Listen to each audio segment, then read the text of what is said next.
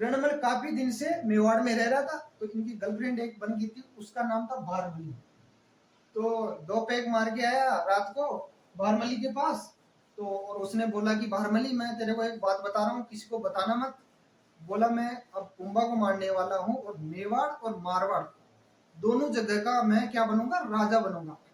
तो भारमली सोची ये तो हमारे जो राजा है, राजा की बात है भाई, हम मेवाड़ का राजा तो मेवाड़ का ही रहेगा। ये चीज मेरे को पता चल गई कि हमारा राजा जो मेवाड़ का कुंभा है उसको मार देगा। ये बात हमारे मेरे को पहले ही पता चल गई, और मैं किसी को नहीं बताऊं तो ये तो मैं देशद्रोही करूंगी, ये तो मैं देशद्रोही के बराबर काम करूंगी।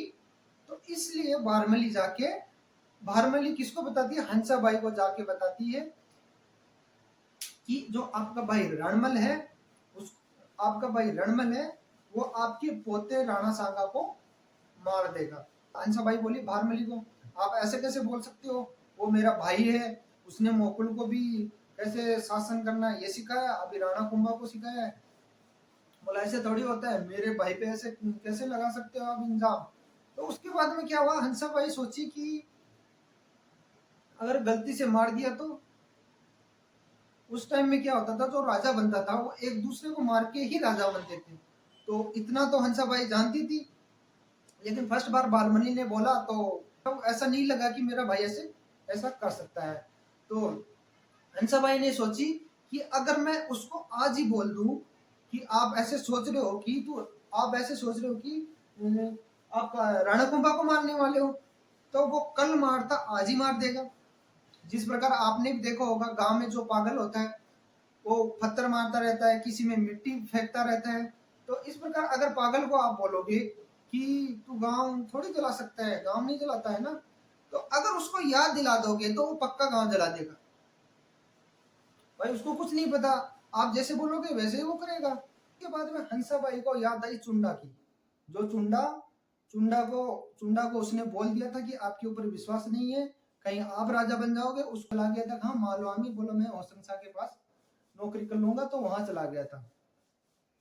उसके बाद में क्या हुआ कि चुंडा की याद आई, तो वो चुंडा कहाँ था, मालवा में था, जो मालवा में नौकरी कर रहा था, और जो हंसा बाई के अविश्वास के कारण चला गया था। तो अब वो चुंडा जी को वो मैसेज करवाती है कि इस प्रकार आप यहाँ पे आओ चुंडा जी, किसके घर में लड़ाई नहीं होती, जहाँ दो बर्तन रहते हैं वहां खटकते हैं।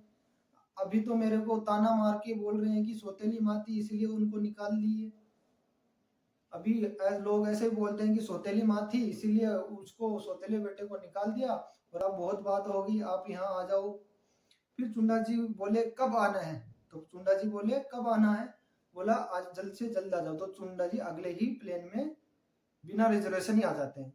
हंसाबाई ने रणमल के बारे में बताया किसको, चुंडा जी को, कि इस प्रकार पहले जो मुकुल था उसको गाइड करने वाला, उसका गार्जियंस कौन था, रणमली था, उसी ने सिखाया था कि इस प्रकार शासन करना है, इस प्रकार काम करना है। उसके बाद रणमल मारवाड़ चला गया था, तो इस प्रकार लड़ाई में धोखे से राणा मुकुल को मार दिया गया।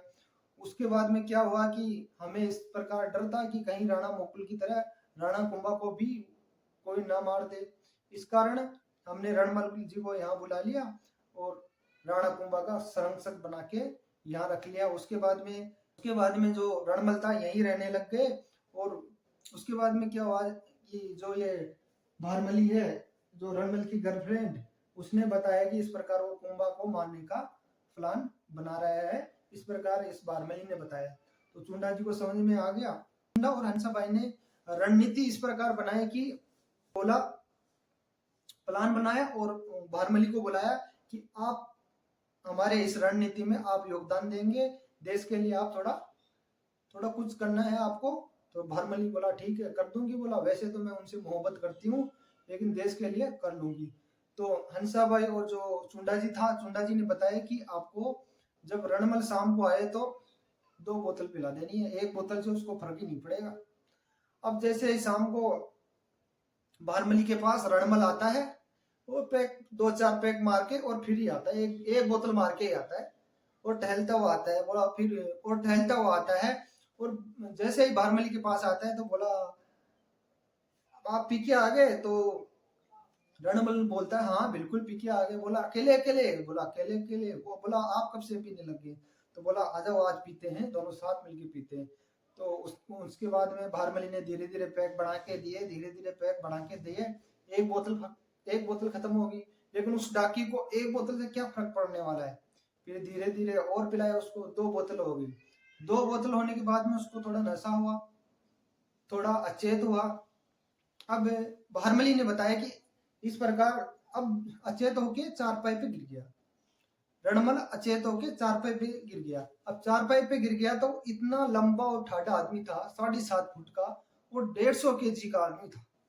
चारपाई पे अगर लेट गया तब भी उसके पैर नीचे नीचे लटके हुए थे, अभी भी अचेत अवस्था में। फिर भी उसको मारने के लिए चुंडा जी और अदर जो सामंत थे वो डरे हुए थे। बोला हम कैसे मार सकते हैं, ये तो डाकी आदमी है, इसका कोई भरोसा नहीं है। तो उसको चारपाई पे जो लेटा था उसी चारपाई पे बांध दिया जाता है। उसके बाद में एक बंदा छाती के ऊपर बैठा के, एक बंदे को छाती के ऊपर बैठाया और छाती के ऊपर बैठा के उसने चाकू चलाया। और फिर उसके बाद जैसे उसको थोड़ा सा होश आया तो जो छाती के ऊपर, जो सीने के ऊपर जो आदमी बैठा था उसको फेंक दिया उसने। मतलब इतना ठाडा और इतना लंबा आदमी था कि 2-3 आदमियों को ऐसे पकड़ के भिड़ा के मार देगा, इतना ताकतवर आदमी था। उससे सब डरते थे। चुंडा जी ने उसको कंट्रोल करके और उसको रणमल को मार दिया गया, उधर ही मार दिया गया।